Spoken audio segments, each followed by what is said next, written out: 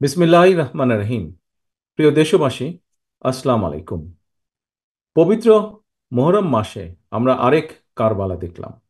সারা দেশে শহীদদের লাশের সারি আর আহতদের কান্নায় বাংলাদেশ যেন আজ এক রক্তাক্ত কারবালা প্রান্তর। খুনি হাসিনার খুনি বাহিনী সারা দেশকে রক্তাক্ত কারবালায় পরিণত করেছে।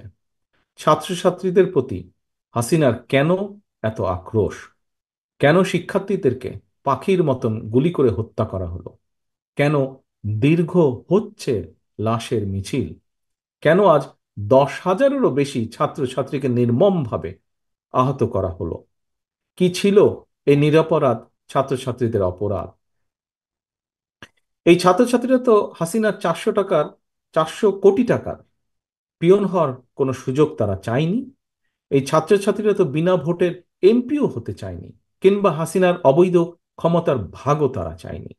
তারা শুধু চেয়েছিল ন্যায্য চাকরি বিধি, কোটা সংস্কার চেয়েছিল তারা। স্বাধীন বাংলাদেশের স্বাধিকার এবং সম্মান নিয়ে সচ্ছলভাবে বাঁচার সুযোগ চেয়েছিল তারা। অথচ এই ছাত্রছাত্রীদেরকে তুচ্ছ তাচ্ছিল্য করা হয়েছে। ছাত্রছাত্রীদেরকে অপবাদ, অপমান, অপদস্থ করা হয়েছে। নিরস্ত্র সাধারণ ছাত্রছাত্রীদের উপরে পুলিশের ইউনিফর্ম পরিয়ে ছাত্রলীগ, যুবলীগের সন্ত্রাসীদেরকে লেলিয়ে দেওয়া হয়েছে। এই খুনিরা আবু সাইদের চিতানো বুকে গুলি করতে দ্বিধা করেনি। খুনিদের বন্দুকের নল থেকে নরসিংদীর কিশোর তামিমও রেহাই পায়নি। প্রিয় দেশবাসী, রক্তের হোলি খেলা চালিয়ে খুনি হাসিনা এখন নাকি সংলাপ করতে রাজি। হাসিনার রাজি নারাজিতে এখন আর কিছুই যায় আসে না। শহীদদের রক্ত মারিয়ে ছাত্রছাত্রীরাই খুনি হাসিনার সঙ্গে এখন আর সংলাপ করতে রাজি নয়। ছাত্র জনতা খুনি হাসিনার কাছে হত্যাকাণ্ডের বিচারও চায় না। ছাত্র জনতা খুনির কাছে কিসের বিচার চাইবে? হাসিনা নিজেই তো ঠান্ডা মাথার খুনি। ঠান্ডা মাথায় সে এতগুলো নিষ্পাপ প্রাণকে হত্যা করেছে, খুন করেছে। শহীদদের রক্তের দাবি মেটাতে বরং এই মুহূর্তেই দফা একটাই, একটাই দাবি, দফা এক, দাবি এক, খুনি হাসিনার পদত্যাগ।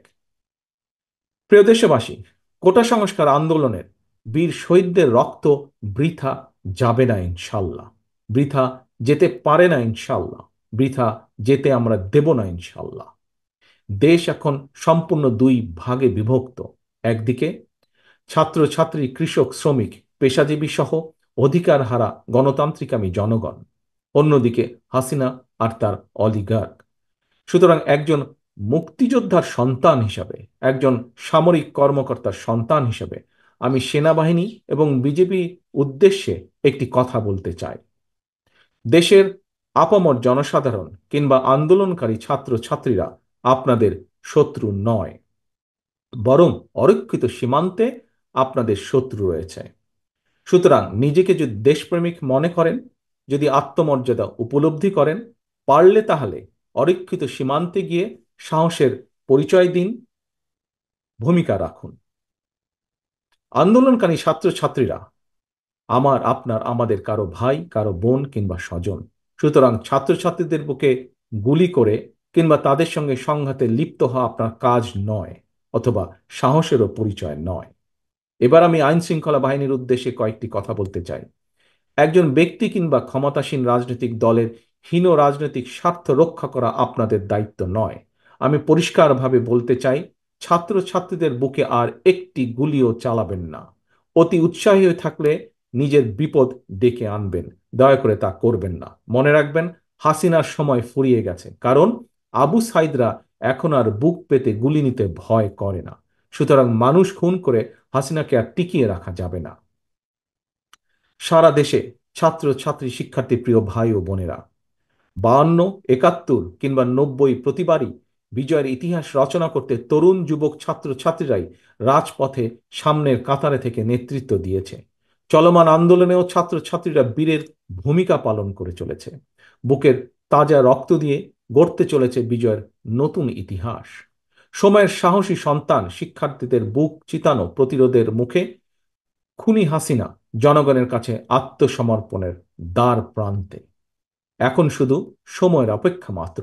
চলমান আন্দোলনে বীর শহীদদের রক্ত আর ছাত্র ছাত্রীদের সীমাহীন সাহস, ত্যাগ, তিতিক্ষার পথ ধরেই তাই শুধুমাত্র কোটা সংস্কারই নয়, অচিরেই বাংলাদেশের মানুষের কাঙ্ক্ষিত রাষ্ট্র সংস্কারের পথও রচিত হতে যাচ্ছে ইনশাল্লাহ।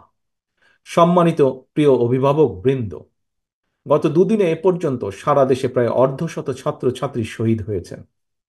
আমি মহান আল্লাহর দরবারে শহীদদের আত্মার মাগফিরাত কামনা করছি। এবার আর কেবল শোক প্রকাশ নয়, শোককে শক্তিতে রূপান্তর করে শহীদদের রক্তের বদলা নেওয়ার এখনই শ্রেষ্ঠ সময়। আপনি কি শহীদদের রক্তের বদলা নিতে চান না? একজন অভিভাবক হিসাবে আপনি কি আপনার ভাই বোন সন্তান স্বজনের নির্মম হত্যার বিরুদ্ধে প্রতিরোধ গড়ে তুলতে চান না? তাহলে কিশোর ফারহানের মায়ের আহ্বানে সাড়া দিন, রাজপথের দখল নিন।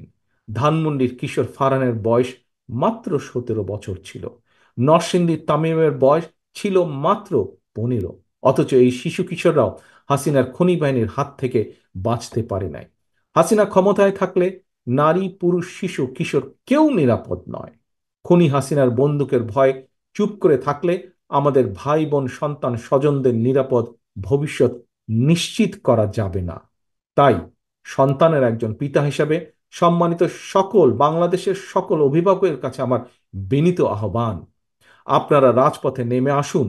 ভাই বোন সন্তান স্বজনদের আন্দোলনের পাশে এসে দাঁড়ান, তাদেরকে সহযোগিতা করুন, সাহস দিন। প্রিয় দেশবাসী, খনি হাসিনার ক্ষমতার লোভের কারণে বর্তমানে গার্মেন্টস কর্মী থেকে শুরু করে নোবেল বিজয়ী প্রত্যেকটি শ্রেণী পেশার মানুষ লাঞ্ছিত, অপমানিত, অধিকার বঞ্চিত। এখন আর বসে থাকার সময় নয়। আপনি শিক্ষক, আপনার দাবি আদায়ের জন্য আপনাকে ছাত্রলীগের হেলমেট বাহিনীর সঙ্গে হয়তোবা আপোস করতে হচ্ছে। শিক্ষকের সম্মান ফিরে পেতে চাইলে রাজপথে নেমে আসুন। আপনি হয়তো একজন পেশাজীবী, আপনি অধিকার বঞ্চিত, লুটেরা দুর্নীতিবাদ চক্র আপনার প্রাপ্য অধিকার কেড়ে নিয়েছে। আসুন, রাজপথে নেমে আসুন, অধিকার আদায়ের সংগ্রামে যোগ দিন, স্লোগান তুলুন। ফেরত চাইলে অধিকার, রুখতে হবে দখলদার। ফয়সালা নয় আদালত, ফয়সালা নয় আদালতে, ফয়সালা হবে রাজপথে। ইনশাল্লাহ সেদিন বেশি দূরে নয়, যেদিন বাংলাদেশ থেকে এই খুনি চক্রকে বাংলাদেশের আপামর ছাত্র ছাত্রীরা বিদেয় করেই ঘরে ফিরবে ইনশাল্লাহ। আল্লাহ হাফেজ।